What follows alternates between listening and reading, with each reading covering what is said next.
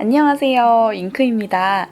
이번 영상은 다름이 아니라 제 잉크잉크 계정을 생각보다 많은 분들이 좋아해 주셔서 구독자 1000명이 된 기념으로 이때까지 제가 펜을 써온 히스토리를 쭉 말씀드리려고 해요. 여러 방법 중에서도 제가 만년필로 직접 그림을 그리면서 말하는 게 되게 반응이 좋았거든요. 그래서 드로우 마이 라이프라는 꽤 유명한 방법이죠.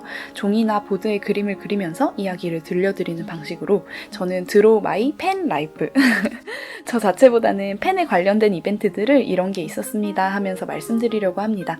한 인간의 인생이 어떻게 덕질에 매몰되어 가는지를 느끼실 수 있을 거예요.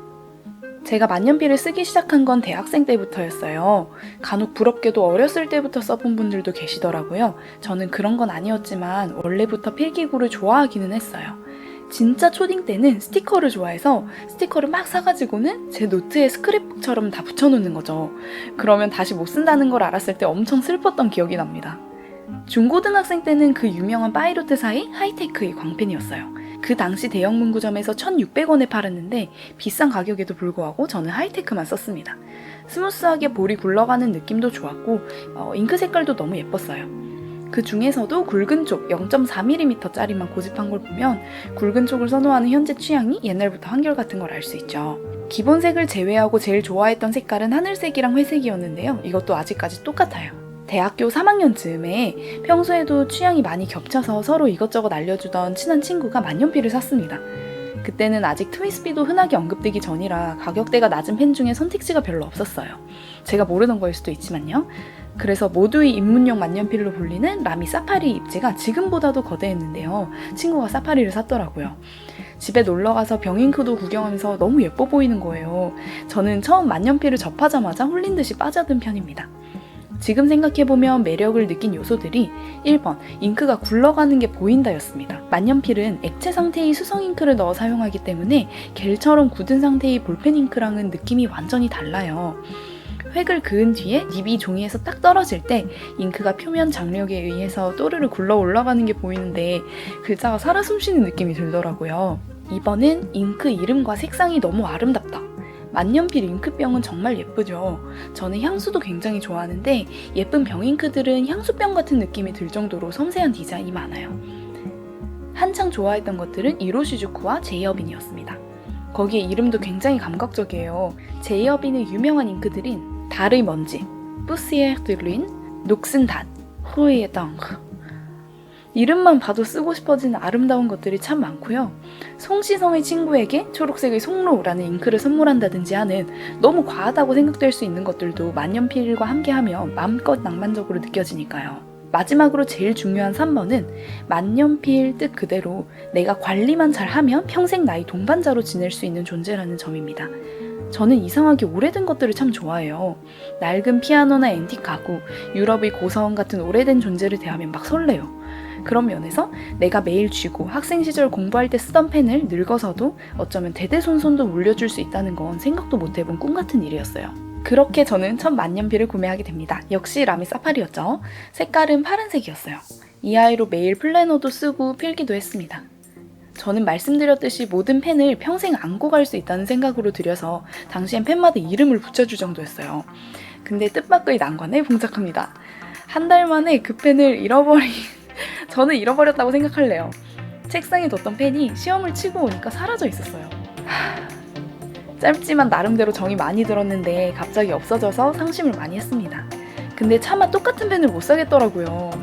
그래서 두 번째로 얼마 전에 리뷰한 워터맨 뉴 헤미스피어를 구입을 해서 만 7년이 되도록 무사히 잘 쓰고 있어요. 근데 제가 맨 처음에 만년필을 쓰기 시작한 건 사실 필기감 자체보다는 잉크의 매력이 더 주된 거였거든요. 그러다 보니까 초반에 잉크가 너무 많이 늘어나서 여러 잉크에 맞출 저렴한 만년필이 조금씩 증식하게 되더라고요. 파이로트의 에르고 올립, 파이로트 프레라, 트위스피 에코, 세일러의 프로피트형, 카웨코 스포츠 등등 스틸립도 많이 샀고 세일러의 프로기어 슬림이나 파이로트 에라보처럼 저렴한 금립도 여러 가지 시도해 보았었어요. 근데 저랑 라미는 잘 안 맞나 봐요. 파란색 사파리를 잃어버린 다음 해에 2014년도 한정 컬러가 네온 코랄색이었습니다. 이번에야말로 잘 써주겠다 다짐을 하고 구매했죠. 근데 이 친구는 산지 일주일 만에 기숙사 독서실에서 화장실 다녀오니까 누가 가져갔더라고요. 정말 몇 년 뒤에 라미 룩스가 나왔을 때 급립을 추가해서 구매를 했었는데 이때도 립이 단차가 너무 심해서 아예 쓸 수 없는 상태로 온 거예요. 지금이면 제가 단차 조정을 좀 해봤을 테지만 그때는 한번 제대로 써보지도 못하고 다시 넣어뒀어요. 그러다가 본격적으로 만년필에 풍덩 빠지는 계기가 있었습니다. 아직도 기억나요. 펠리칸 M600의 2015년도 한정 컬러 펠리칸 핑크가 등장합니다. 그 전까지는 어느 정도 이상 비싼 펜은 아예 살 생각도 안 했던 것 같아요. 아직 학생이고 막 손 떨리는 느낌? 근데 이건 너무 예뻐서 큰맘 먹고 질렀고 제 생각보다도 더 예쁘고 필기감이 좋았어요. 이 M600을 통해서 제대로 만년필 본연의 요소인 필기감에 눈을 뜬 것 같아요. 금립의 매력에 빠져서 소버린 시리즈를 크기별로 다 사고 몽블랑도 149 이렇게 대형기들을 한창 모으던 시절이 있었어요. 이때가 제일 열심히 펜 수집을 하던 때였고 저는 급기야 외국으로 펜샵 투어를 가보기로 결정합니다. 만년필은 제조 국가별로 크게 아이덴티티가 있는 거 아시죠? 첫 후보로는 일본 도쿄를 가보기로 했어요. 일단 일본 펜은 같은 품질일 때 가격대가 낮은 편이고 각 펜샵별로 이 가게에서만 파는 한정 펜이나 잉크가 있거든요. 얼마나 만년필 문화가 잘 형성되어 있으면 그런가 실제로 보고 싶어서 직접 다녀왔습니다. 개인적으로 인상 깊었던 스팟들은 긴자 G 이토야 7층의 파인페이퍼 콜렉션. 벽에 끝없이 종이 샘플들이 걸려있는데 중량이랑 톤, 질감이 다 달라요. 다이카이야마 츠다야의 만년필 벽이랑 구라마의 카키모리에서 커스텀 노트를 만들던 기억도 나네요.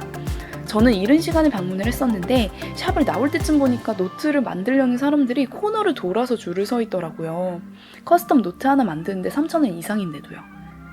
일본에서는 점원분들이 펜을 너무 잘 아시는 건 물론이고 예쁜 펜을 본 저랑 같이 막 호들갑을 떨어주시기도 하고 CP를 부탁드리면 마치 다도를 하듯이 엄숙하게 닙 디핑을 해서 정중하게 건네주시고 하는 일련의 행동들이 정말 행복했던 것 같아요. 두 번째로는 이탈리아를 다녀왔어요. 오로라를 비롯해서 비스콘티, 몬테그라파 같은 이탈리아 브랜드에는 특유의 화려함이 있는데 한국에서는 이탈리아 펜을 직접 보는데 한계가 있더라고요. 한창 이탈리아 펜이 궁금하던 때라서 로마, 피렌체, 밀라노까지 펜샵 위주로 또 구경을 다녀왔습니다. 첫날부터 로마 노벨리에서 이탈리안 플래그 에디션 오키마를 구입을 했고요. 피렌체의 비스콘티 컨셉 스토어의 비스콘티 클립 모양 문손잡이도 기억에 남아요. 만년필보다도 종이와 액세서리가 인상 깊었던 피날도 쇼룸도 재미있었어요. 그렇게 열심히 보고 다니니 나름대로 현행 만년필들에 대해서는 어느 정도 알겠다는 생각이 들어서 이 뒤로는 현재 단종된 빈티지 만년필에 관심이 갔습니다. 빈티지는 너무 오래된 것은 자가수리 능력이 필수예요. 그런 것까지는 자신이 없어서 비교적 상태가 좋고 유명한 모델 위주로 써봤어요. 델타 돌체비타, 저희 동생이 떨어뜨려서 두 동강 맞죠? 오마스 파라곤, 오로라 88 롱타임, 워터맨 맨 200 같은 유명 모델이랑 월 파카 45 같은 비교적 부담 없는 모델까지 두루 샀던 것 같습니다. 그렇게 펜을 많이 접하면서 제 생활 패턴도 많이 달라졌습니다. 저는 원래도 독서랑 일기 쓰는 걸 좋아했지만 만년필을 쓰면서 더 쓸 일을 만들게 되었어요. 공부는 기본이고 하이라이터까지 만년필로 쓰는 진성 덕후였답니다. 일기, 필사 같은 관련된 취미가 한층 깊어졌어요. 원래는 매일매일 약속을 만들어서 놀러 다니던 걸 좋아했는데 혼자 차를 내려 마시면서 글 쓰는 게 하루의 가장 행복한 순간이 되더라고요. 그렇게 저는 대학교를 졸업하면서 취업을 하게 되는데요. 어떤 직장이든 초반이 제일 힘들게 마련이잖아요. 일을 시작하고 1년 동안 너무 바빠서 아예 펜을 쥘 시간이 없었어요. 원래 만년필 중에서도 아끼는 건 집 밖에 들고 나가지도 말라는 우스갯소리가 있는데요. 가뜩이나 일하는 시간도 많았고 몸도 많이 쓰는 직업이라서 새로 사는 건 고사하고 원래 있던 펜들 잉크가 말라가는 것도 모르고 지냈던 것 같아요. 그렇게 일한 지 1년이 다 되어갈 때 조금 시간이 나서 잠시 일본 여행을 다녀올 일이 있었어요. 앞으로는 좀 여유가 날 것 같아서 만년필도 다시 많이 써주자는 의미로 제일 아끼는 펜들을 들고 갔죠. 그런데 불길하시죠? 네, 그 펜들을 일본에서 홀랑 잃어버렸습니다. 이번에는 진짜 제가 바보같이 잃어버린 거예요. 그 로마에서 사왔다는 오로라 옵티마랑 몽블랑 149랑 언제나 그 둘을 보관하던 오로라 펜 파우치까지 해서 2년 정도를 세트로 들고 다니면서 매일매일 일기도 그걸로 썼었는데 그런 질문 있잖아요. 집에 불 나면 뭐부터 가지고 나오시겠습니까? 하면 저는 이 펜들이 든 파우치를 1등으로 꼽았을 거예요. 가격도 가격이지만 정말 많은 추억이 쌓여있는 물건들이니까요. 그런 존재가 없어지니 생각보다 많이 상심도 되고, 아무리 스토리가 있고 소중한 것들이라도 내 몸이 다친 것도 아니고 물건을 잃어버린 건데 여기에 이만큼이나 다운되는 내가 밉기도 하고, 정말 복합적인 감정들이 들면서 결과적으로는 물건에 대한 집착을 버리자고 생각했어요. 그러면서 제 팬 생활의 암흑기가 찾아옵니다. 잉크잉크 채널을 시작하기 전 2년가량 거의 만년필을 사지도 않고 쓰지도 않은 거예요. 그렇다고 볼펜을 쓰고 그런 건 아니었는데요. 생각보다 현대사회에서는 펜 자체를 안 쓰고 살 수가 있더라고요. 그 와중에도 레오나르도 오피시나 이탈리아나가 생기고 세일러 잉크 스튜디오도 생기고 이런 몇 이벤트는 알지만 실질적으로 라인업이 많이 추가되진 않았어요. 유튜브를 시작하기 전까지 모티베이션이 없이 그렇게 붕 뜬 상태로 있었습니다. 그렇지만 사실 마음 한켠에서는 계속 예전을 그리워하고 있었던 것 같아요. 새 펜이 도착해서 처음으로 뜯어볼 때 정말 가슴이 두근두근 하거든요. 잉크도 마찬가지고요. 내가 제일 좋아하는 펜에 잉크를 넣어서 좋아하는 종이에 쓰는 그 느낌은 언제나 똑같지만 그래서 더 좋아요. 그렇게 2020년이 되면서 문득 올해는 펜을 많이 쓰고 싶다. 내 행복했던 경험을 많은 사람들이랑 나눠도 좋겠다는 생각을 했고, 영상 촬영이나 편집을 해본 적은 없었지만 가내수공업으로 만들어 보기 시작했죠. 정말 감사하게도 저는 사실 제가 유튜브를 시작한 걸 아무도 모르고 이대로 계정이 사라질 수도 있겠다고 생각을 했었어요. 그치만 어떻게 아름아름 알고들 오셔서 언제나 따스한 댓글도 남겨주시고 진심으로 이 계정을 아껴주시는 분들이 있다는 게 전 언제나 기적 같고 행복해요. 저도 유튜브를 하면서 슬럼프에서 진정으로 벗어나서 처음 펜을 쥐어보던 느낌을 다시 느끼고 있거든요. 잉크잉크 계정의 앞으로의 방향은 일단 제가 만년필을 쉰 2년가량 동안 정말 많은 브랜드나 라인업이 생겼어요. 그때 놓친 여러 한정들도 기회가 닿으면 채우고 싶고, 특히나 우리나라 한국의 잉크와 종이 회사가 많이 생겨서 그런 쪽도 많이 알리고 싶습니다. 또 이번 당근 만년필을 써보고 느꼈어요.